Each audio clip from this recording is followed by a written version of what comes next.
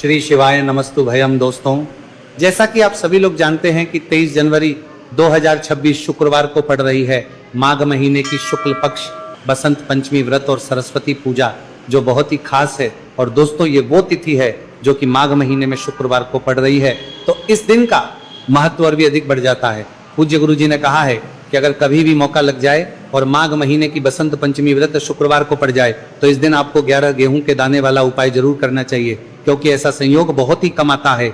और दोस्तों, इसी दिन किया जाने वाला पंडित जी द्वारा बताया गया 11 गेहूं के दाने वाला उपाय आप लोगों को जरूर करना चाहिए।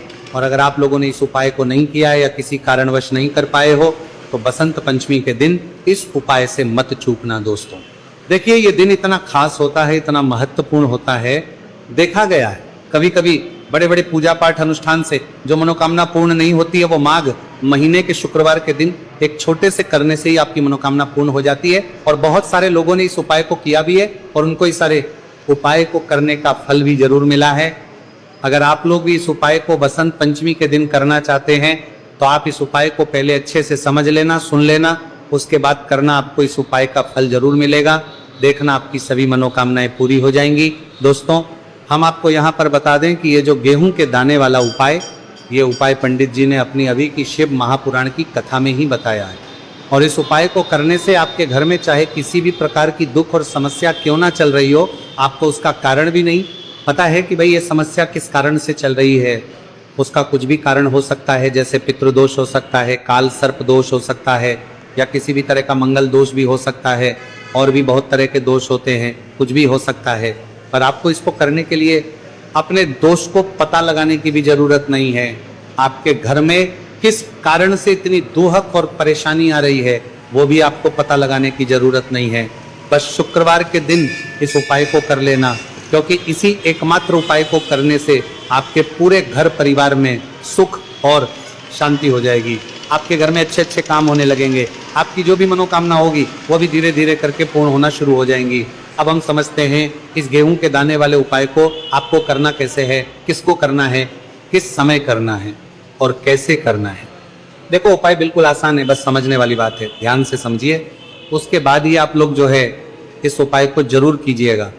लेकिन उससे पहले जो भी मेरे भाई, मेरी प्यारी बहनें आज चैनल पर पहली बार आए हैं या मेरी आवाज़ आज पहली बार सुन रहे हैं, अगर आप भी महादेव के सच्चे भक्त हैं तो वीडियो को और चैनल को सब्सक्राइब जरूर कर लें और कमेंट बॉक्स में लिखें हर हर महादेव, जय भोलेनाथ। अब सबसे पहली चीज़ हम लोग ये समझते हैं कि इस 11 गेहूं के दाने वाले उपाय को इस शुक्रवार के दिन किसको करना है।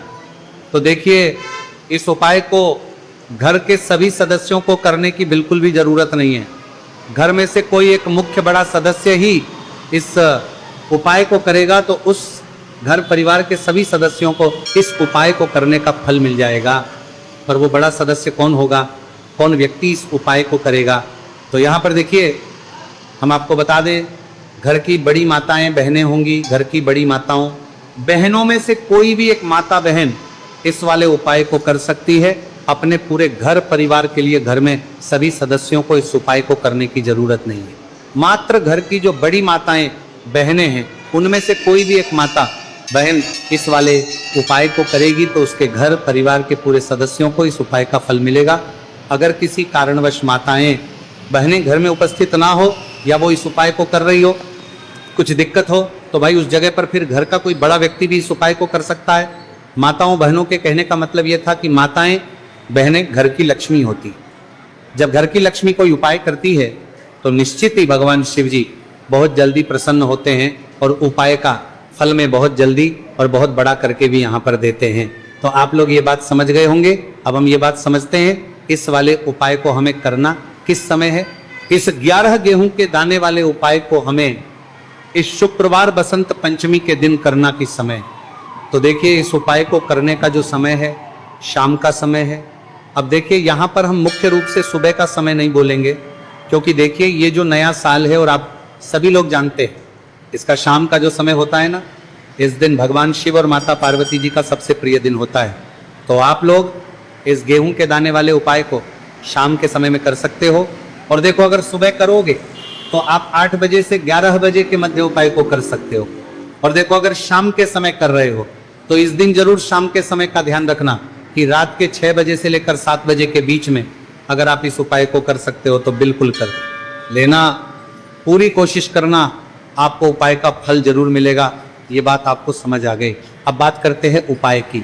देखो, गुरुजी ने कहा है कि अगर शुक्रवार के दिन बसंत पंचमी व्रत पड़ जाए तो इस दिन आपको 11 गेहूं के दाने वाला तो अवश्य ही करना चाहिए। देखो, ये उपाय, यदि आपके जीवन में कर्जा बहुत अधिक है, आपके जीवन में संकट बहुत अधिक रहते हैं, आपके ऊपर बहुत अधिक विपदा आ रही है, बार बार आपको अपने व्यापार में और अपने धन में हानि देखने को मिल रही है, यानी कि आपको प्रत्येक कार्य में हानि हो रही है, तो बार बार अपनी विपदा रही है, तो मंत नाम अमर, बार बार अपनी विपदा रही है, आपको ये उपाय करना चाहिए। देखिए, इस उपाय के लिए आपको 11 गेहूं के दाने आपको लेने हैं।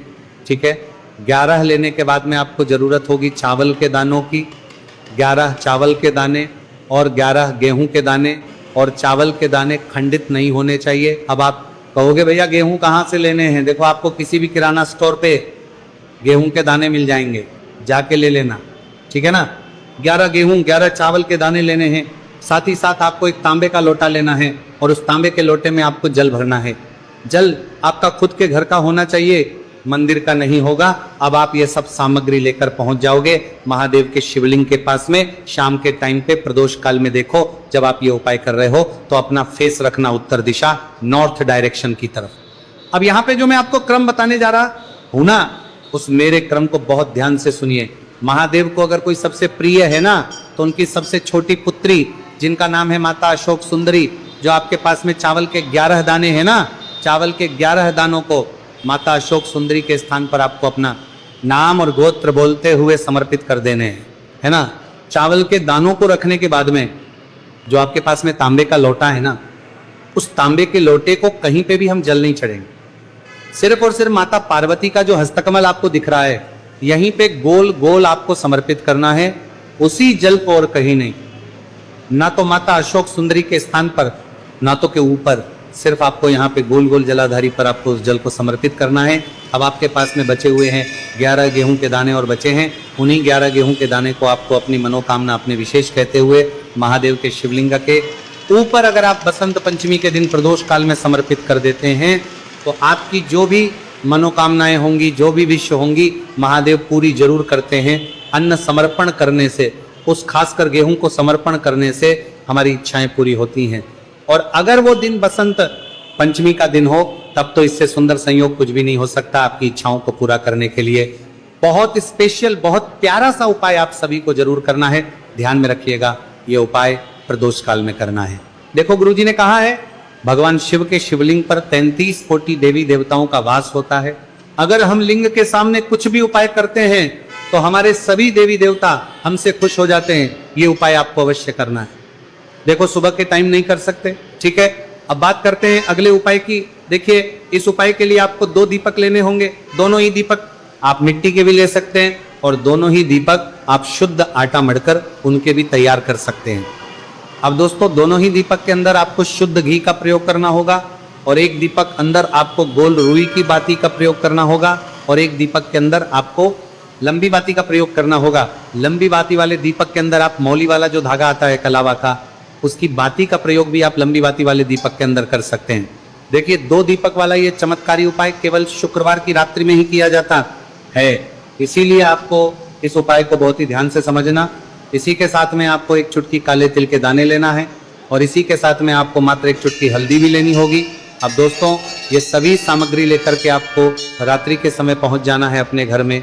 जहां कहीं भी तुलसी जी का पौधा, तुलसी माता का निवास स्थान है, वहां पर देखिए दोस्तों, सबसे पहले तो आपके पास जो एक गोल बाती का दीपक, उसे आपको तुलसी जी के वहां पर प्रज्वलित करना है।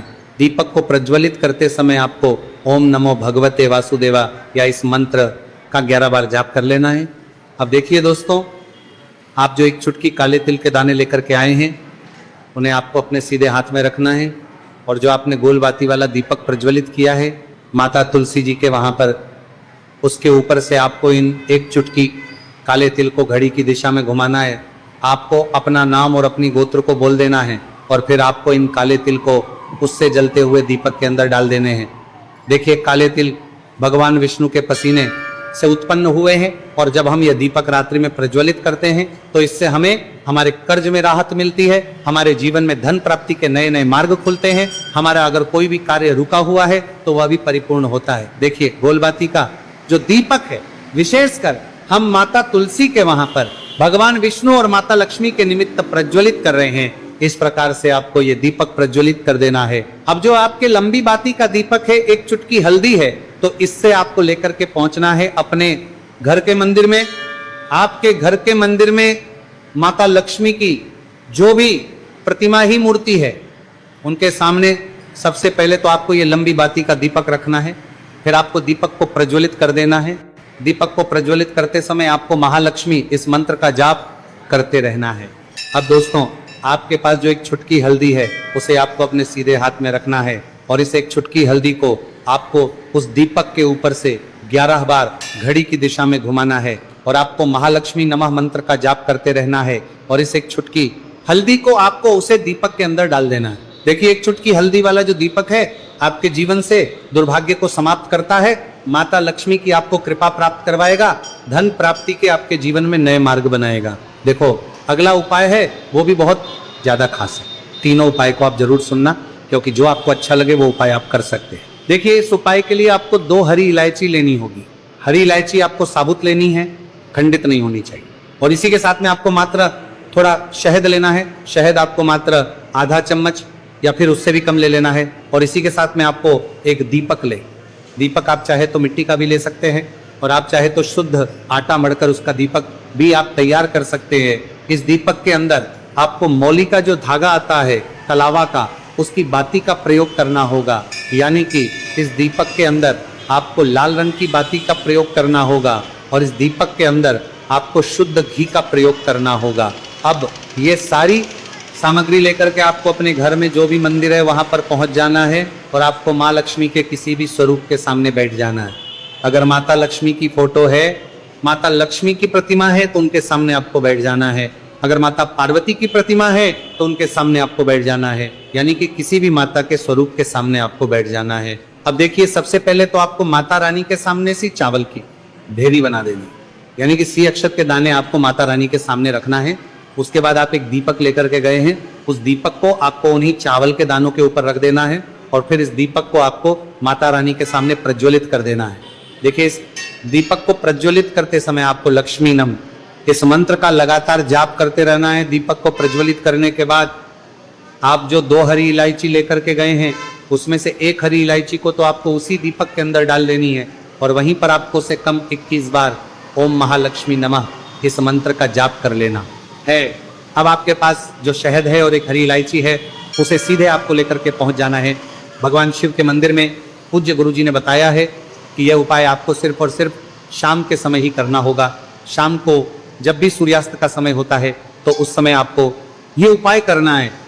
लेकिन सबसे पहले तो आपके पास जो 1 हरी इलायची है उसे आपको उस शहद के अच्छे से डुबो देना है, यानी कि शहद का लेपन उसे हरी इलायची के ऊपर चारों तरफ आपको कर देना है। अब ये जो शहद से युक्त हरी इलायची है, इससे आपको भगवान शिव के शिवलिंग पर अर्पित कर देनी है, और आपको वो श्री शिवाय नमस्तुभयम इस मंत्र का लगातार जाप करते रहना है। फिर इसके बाद आपको एक लोटा जल भी अपने साथ लेकर के जाना है, तो ये एक लोटा जल भी आपको धीरे धीरे शिवलिंग पर समर्पित कर देना है, और आपको इस मंत्र का जाप करते रहना है। फिर इसके बाद आपको अपने घर आ जाना है। इस प्रकार से आपको ये उपाय कर लेना है।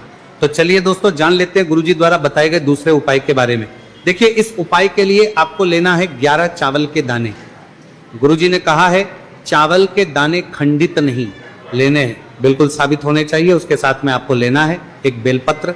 बेलपत्र का भी नियम है, अगर आपके पास बेलपत्र नहीं है तो आप शिवलिंग से उठाकर उसको पुनः शुद्ध जल से धोकर इस्तेमाल कर सकते हैं। इस प्रकार आपको बेलपत्र लेना है। इसके बाद आपको एक लोटा जल लेना है।